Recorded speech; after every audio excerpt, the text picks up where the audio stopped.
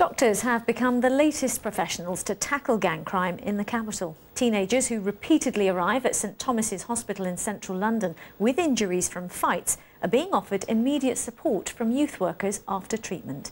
And organisers say the scheme works. Nick Beak reports.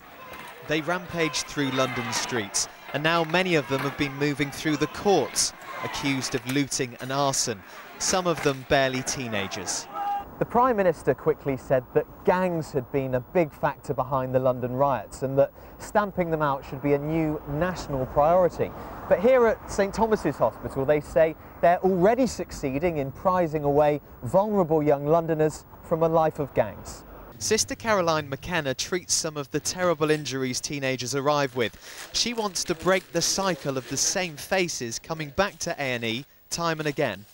If they come in with an injury that we think is caused by a knife, is what, are these young people in a gang or was it gang related? 9 times out of 10 they won't admit that it is a knife or that they were involved in any kind of violence. And it's estimated more than 3/4 of assaults which need hospital treatment aren't reported to the police. So the idea here is to offer intensive support while the teenagers are still at the hospital. They're introduced to Tom, a youth worker. He tries to find out what's causing the violence in their lives. A lot of the boys that come in don't have any fathers in the scene, or if they do, a lot of the time they're not kind of positive role models to them.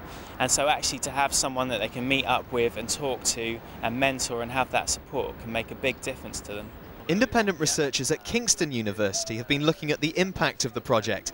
They say 1 in 5 of the most vulnerable teenagers in Lambeth and Southwark who've been offered help have accepted support. It's not a huge number, but they're young people who previously would have walked away.